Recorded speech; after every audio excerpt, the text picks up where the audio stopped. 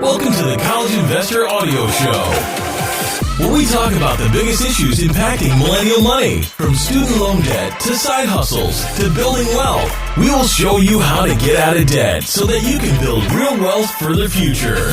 Hey there, welcome to the show today. So glad you are here. We're truly honored that you're taking the time to listen as we talk about how to set up an IRS payment plan if you can't pay your taxes. All right, so as much as we'd like to, sometimes it just isn't possible to pay your entire tax bill all at once, especially if you owe a few $1,000s.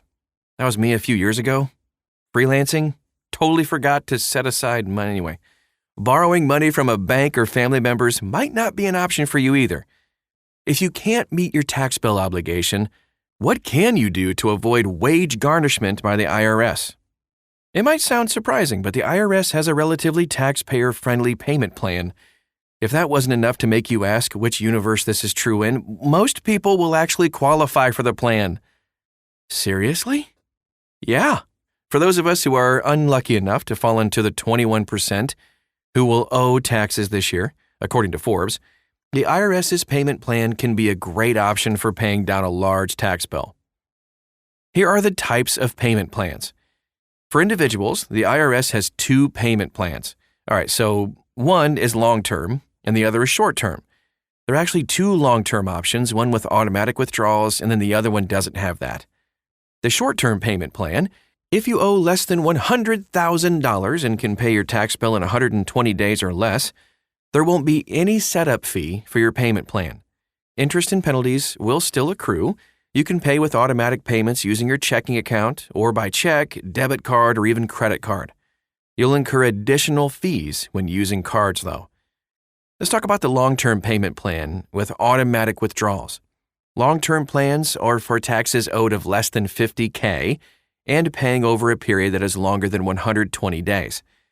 Long-term payment plans do have setup fees. These fees can be waived for low-income earners, though. The fee for this plan is $31. Payment is done just by direct debit.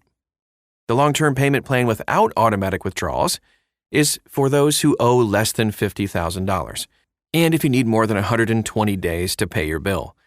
If, for whatever reason, you can't use direct debit and would rather pay by check, card, or even money order, this is the payment plan you're going to want to choose.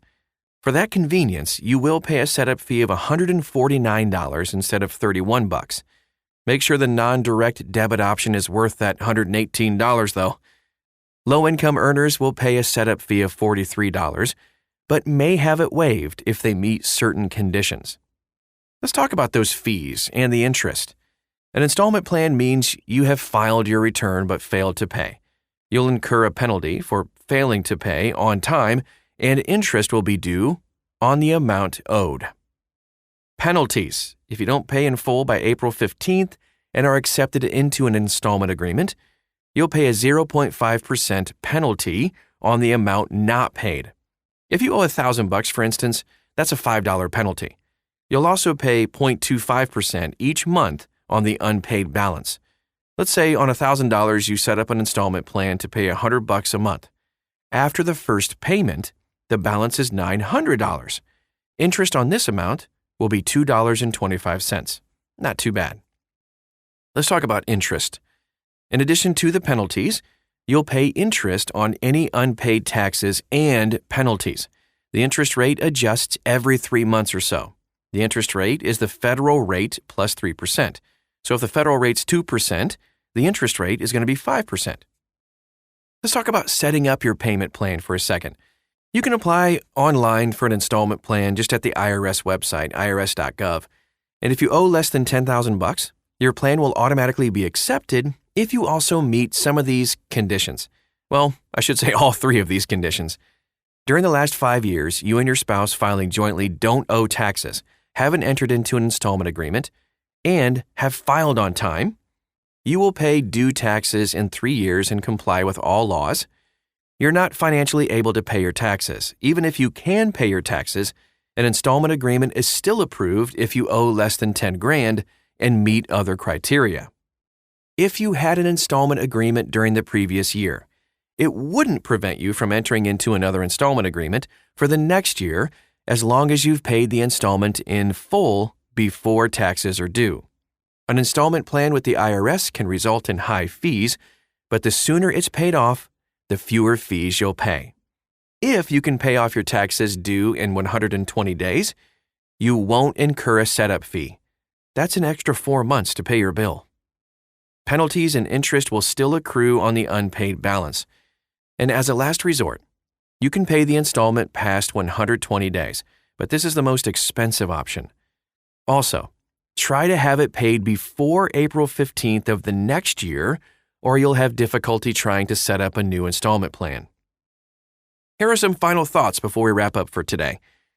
While owing money to the IRS isn't a good thing at all, setting up a payment plan is actually a smart move. Furthermore, make sure you file your taxes on time to avoid even more penalties, because the absolute worst thing you can do is just ignore it or avoid it because you can't pay. The only thing that will come of that is owing more money in the future, or worse, you could actually, go to jail. Now, that's rare, but honestly, don't mess with the IRS.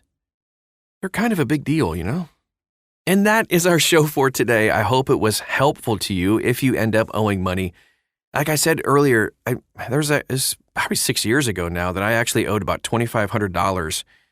But I was, fortunately, able to pay it before the deadline because I did my taxes early enough to be able to save up for it.